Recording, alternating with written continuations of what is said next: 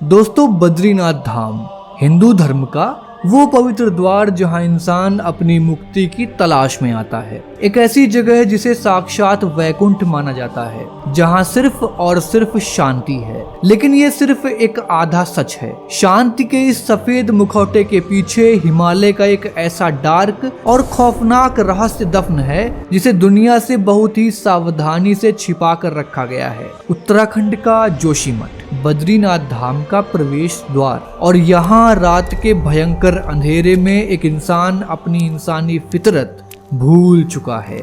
जरा ध्यान से देखिए, ये कोई आम इंसान नहीं है। विज्ञान कहता है कि एक इंसानी शरीर एक बार में 1 किलो अनाज भी बड़ी मुश्किल से पचा सकता है, लेकिन ये शख्स पानी से भीगा हुआ 40 किलो कच्चा चावल और 10 किलो कच्चा गुड़ जानवरों की तरह जिंदा निकल रहा है।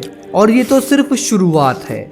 इस खौफनाक भूख का अंत अनाज पर नहीं होता, इसे चाहिए ताज़ा उबलता हुआ खून। दोस्तों, एक जिंदा बकरे का कच्चा मांस और उसका खून ये इंसान पिशाचों की तरह पी रहा है। ये कोई हॉरर फिल्म नहीं है, ये हिमालय की एक खौफनाक और अनसुलझी कहानी है। ये है ती मुंडिया मेला। दोस्तों, ये कोई जंगली कबीले का पागलपन नहीं है, बल्कि बद्रीनाथ के कपाट खुलने से ठीक पहले खेला जाने वाला एक खूनी सर्वाइवल खेल है। लेकिन सबसे बड़ा सवाल ये है कि मोक्ष के इस रास्ते पर एक रक्षक को इतना अमानवीय भोग क्यों देना पड़ता है। आखिर क्या होगा अगर किसी साल ये खून का भोग ना दिया जाए? अगर ये प्राचीन वीर शांत ना हुआ तो क्या होगा? अगर ये समझौता टूट गया तो लाखों भक्तों का वो पवित्र सफर उनकी आखिरी यात्रा बन सकता है। टेक्टोनिक प्लेट्स पर टिका ये हिमालय और जोशीमठ के नरसिंह मंदिर में मौजूद भगवान की रहस्यमयी मूर्ति, ये सब प्रलय के एक ऐसे बटन से जुड़े हैं जिसका कंट्रोल इंसानों के हाथों में नहीं है। दोस्तों, आज की इस वीडियो में हम डिकोड करेंगे हिमालय के उस डार्क सीक्रेट को जहां विज्ञान और अंधविश्वास की सीमाएं मिट जाती हैं। क्या आप बद्रीनाथ के इस सबसे खौफनाक सच को जानने के लिए तैयार हैं? अगर हाँ, तो इस वीडियो को अभी लाइक करिए, चैनल को सब्सक्राइब करिए, और अगर आप भी चाहते हैं कि बद्रीनाथ धाम हमेशा सुरक्षित रहे और वो प्रलय का दिन कभी भी ना आए, तो नीचे कमेंट बॉक्स में जय बद्री विशाल अवश्य लिखिए। मैं हूँ आपका दोस्त प्रतीक, और चलिए शुरू से शुरू करते हैं। मित्रों, जो रक्षक आज बद्रीनाथ के द्वार पर खड़ा है वो हमेशा से देवता नहीं था। सदियों पहले वो एक ऐसा खौफ था जिससे ये विशाल पहाड़ भी कांपते थे। चमोली की गहरी खाइयों में ह्यूना नाम का एक गांव है। यहीं से जन्म हुआ एक ऐसे अभिशाप का जिसका नाम था ती मुंडिया। ती मुंडिया यानी कि 3 सिरों वाला साक्षात काल। मित्रों, कथाओं के अनुसार ये कोई साधारण दानव नहीं था। इसका पहला सिर 10 दिशाओं पर नजर रखता था, दूसरा सिर वेदों और शास्त्रों का निरंतर पाठ करता था, लेकिन इसका तीसरा सिर सबसे खौफनाक था, क्योंकि उसे भूख लगती थी और सिर्फ इंसान के कच्चे मांस की। एक ऐसा दानव जो वेदों का ज्ञान रखता हो और इंसानों को खाता हो। ये कॉम्बिनेशन मौत से भी ज्यादा डरावना है। हर ढलते सूरज के साथ ह्यूना गांव का एक इंसान इस दानव का निवाला बन जाता था। पूरे इलाके में मौत का सन्नाटा पसर गया था। पहाड़ों की सफेद बर्फ अब इंसानी खून से लाल होने लगी थी। जब मौत का ये तांडव हद से गुजर गया, जब बचने की कोई उम्मीद नहीं बची, तब ग्रामीणों ने जोशीमठ की अधिष्ठात्री देवी माता नवदुर्गा को पुकारा, और फिर शुरू हुआ एक ऐसा महायुद्ध जिसने हिमालय की जड़ों को हिलाकर रख दिया। माता नवदुर्गा अपने पूर्ण रौद्र रूप के साथ अवतरित हुई। उन्होंने अपने भयंकर अस्त्रों से उस दानव पर प्रहार किया, लेकिन ती मुंडिया कोई मामूली राक्षस नहीं था। उसने पीछे हटने के बजाय अपनी पूरी दानवी बर्बरता के साथ माता का डटकर सामना किया। ये कोई एक तरफा लड़ाई नहीं थी। उस दानव की अपार शक्ति और उसकी निडरता को देखकर स्वयं माता नवदुर्गा भी कुछ पल के लिए हैरान रह गई थी। तब इस महाविनाश को रोकने के लिए माता ने उसका वध करने के बजाय एक फैसला लिया। एक ऐसा फैसला जिसने जन्म दिया इतिहास के सबसे डार्क ब्लड पैक्ट को, यानी कि संधि को। माता ने उसका क्रोध शांत किया और उसे एक दानव से वीर देवता की यानी कि रक्षक की उपाधि दी। ये समझौता हुआ कि तीमुंडिया इंसानों का शिकार हमेशा के लिए छोड़ देगा। तय हुआ कि साल में एक बार उस वीर को 40 किलो कच्चा अनाज और एक ताजा पशु बलि में दिया जाएगा, और जब तक इंसान ये कीमत चुकाते रहेंगे वो दानव उनका रक्षक बनकर बद्रीनाथ के द्वार पर रक्षा करेगा। लेकिन जब वो प्राचीन दानव आज के इस मॉडर्न युग में एक आम इंसान के शरीर में प्रवेश करता है तो विज्ञान के सारे नियम कैसे टूट जाते हैं ये हम जानेंगे आगे।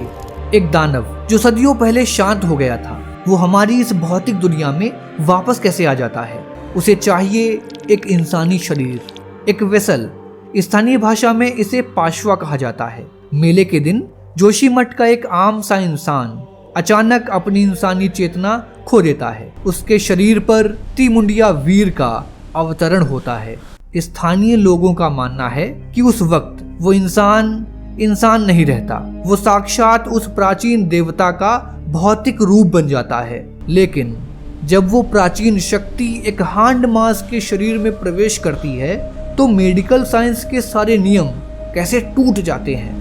विज्ञान के अनुसार एक सामान्य इंसान के पेट की अधिकतम क्षमता मुश्किल से मुश्किल 1 से 1.5 लीटर की होती है। अगर कोई इंसान अपनी क्षमता से थोड़ा भी ज्यादा खा ले तो उसका शरीर उसे तुरंत रिजेक्ट कर देता है।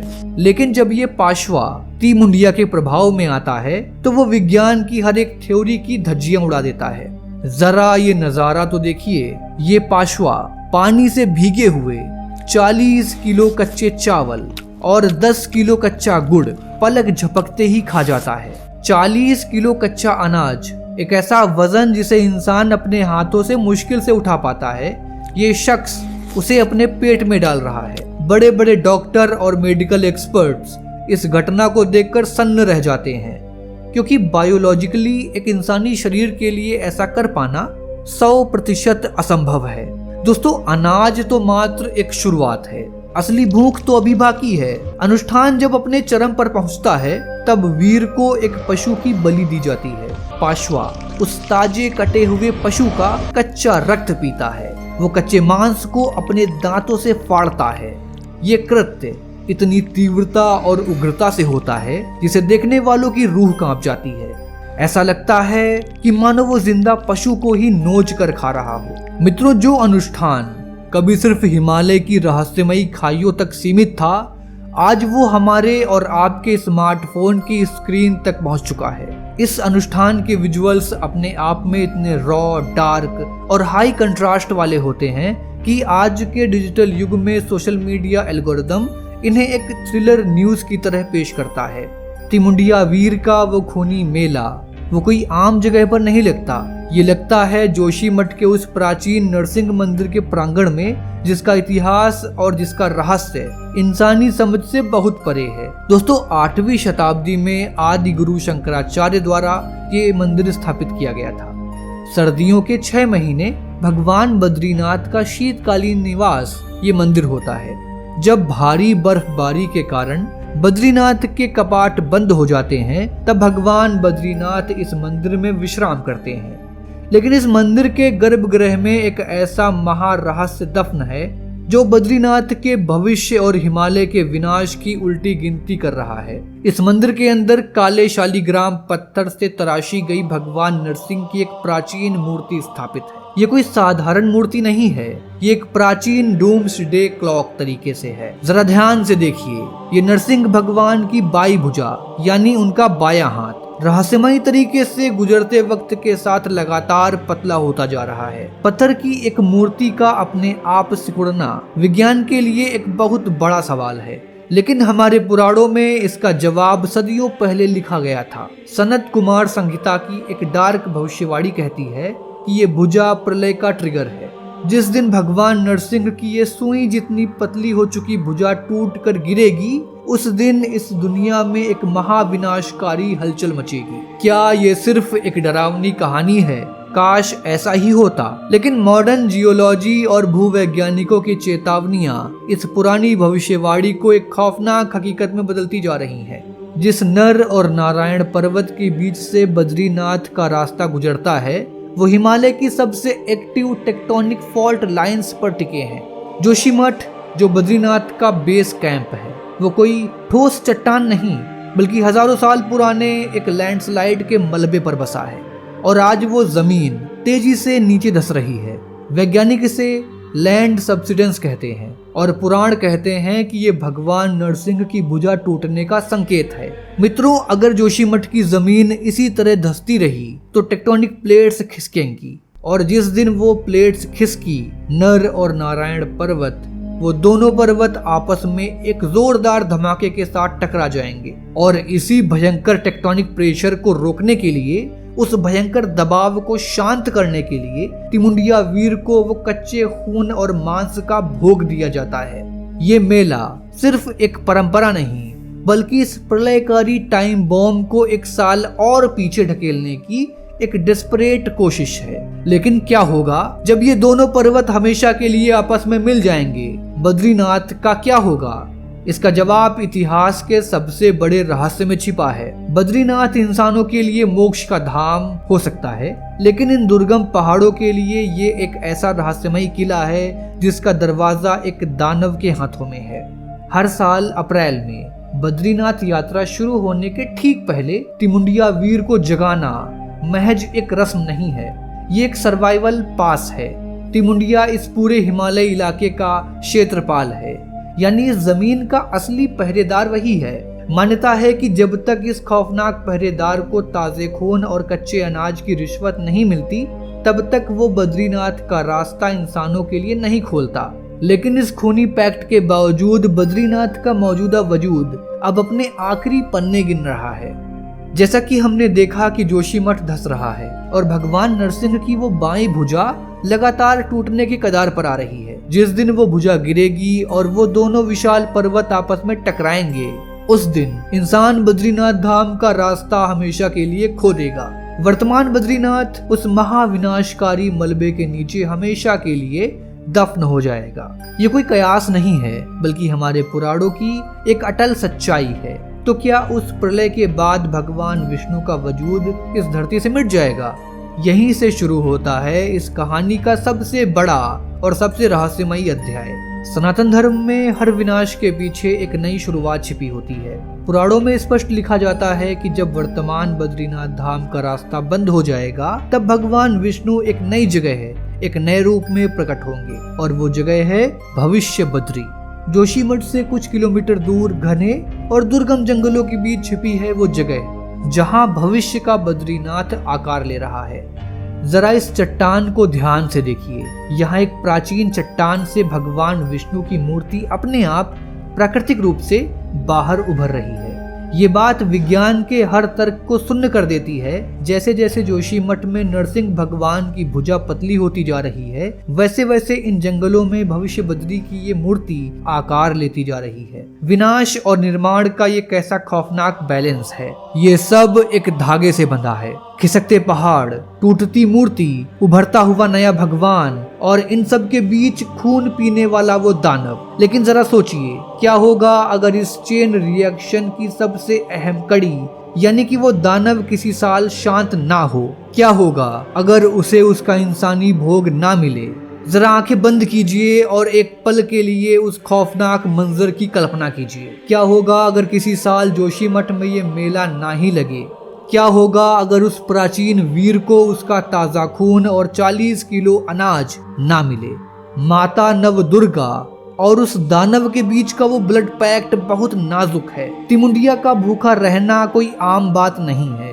अगर उसे उसका हिस्सा नहीं मिला तो वो अपना रक्षक रूप हमेशा के लिए छोड़ सकता है और सदियों पुराना वो खून का प्यासा 3 सिरों वाला राक्षस एक बार फिर से जाग उठेगा। बद्रीनाथ की यात्रा पर निकले उन लाखों भक्तों का क्या होगा? टिमुंडिया इस पूरे हिमालय का क्षेत्रपाल है, लेकिन अगर वो भड़क गया तो पहाड़ों पर प्रकृति का नंगा तांडव शुरू हो जाएगा। बिना मौसम के भयंकर एवलांच, अचानक दरकते पहाड़ और रास्तों पर भटकते हजारों लोग, ये महज कोई प्राकृतिक आपदा नहीं होगी। ये उस भूखे दानव का क्रोध होगा जो अपना इंसानी भोजन वापस मांगने लगेगा। जो पहाड़ कल तक आपको मोक्ष का रास्ता दिखा रहे थे, वही पहाड़ आपकी सबसे खौफनाक कब्र बन जाएंगे। लेकिन असली तबाही तो जमीन के नीचे इंतजार कर रही है। अगर वो दानव जमीन के नीचे अपनी बेड़ियों से आजाद हुआ तो उसकी तड़प से पूरे हिमालय की नींव हिल जाएगी। जोशीमठ के नीचे की जमीन अचानक तेजी से धंसेगी और इसके भयंकर झटके से नरसिंह भगवान की वो कमजोर हो चुकी भुजा अपने तय समय से पहले ही टूटकर गिर जाएगी। और फिर वो होगा जिसकी कल्पना मात्र से रूह कांप जाती है। नर और नारायण पर्वत बिना किसी चेतावनी के आपस में टकराएंगे। एक टूटते हुए अनुष्ठान का मतलब होगा लाखों भक्तों की जल समाधि और हिमालय के एक बड़े हिस्से का हमेशा के लिए नक्शे से मिट जाना। दोस्तों, यही वजह है कि वो पाशवा आज भी उस जिंदा पशु का खून पी रहा है, क्योंकि अगर वो रुक गया तो ये दुनिया भी रुक जाएगी। तबाही और शांति के बीच सिर्फ एक लकीर का फासला है। तो क्या वो पाशवा जो जोशीमठ के उस अंधेरे प्रांगण में जानवरों की तरह कच्चा खून पी रहा है, वो महज एक अंधविश्वास है, एक पागलपन है, या फिर वो हम लाखों लोगों को पहाड़ों के उस अनियंत्रित क्रोध और उस आने वाले प्रलय से बचाने की आखिरी ढाल है? हम इंसान सोचते हैं कि हमने प्रकृति को जीत लिया है, लेकिन सच तो ये है कि हिमालय सिर्फ एक खूबसूरत टूरिस्ट स्पॉट नहीं है, ये एक जिंदा सांस लेता हुआ बेहद खतरनाक सिस्टम है। जब तक वो रक्षक शांत है तब तक ये पहाड़ शांत है। जिस दिन वो जागा उस दिन बद्रीनाथ का ये रास्ता हमेशा के लिए एक इतिहास बन जाएगा। बद्रीनाथ के कपाट इस साल भी खुल गए हैं, क्योंकि कीमत चुकाई जा चुकी है। जहां इंसान खत्म होता है वहीं से हिमालय के रहस्य शुरू होते हैं। तो दोस्तों, इस वीडियो के बारे में आपकी जो भी राय हो हमें नीचे कमेंट बॉक्स में जरूर दीजिएगा। खैर, मिलते हैं आपसे अगली वीडियो में। जय हिंद, जय भारत, वंदे मातरम।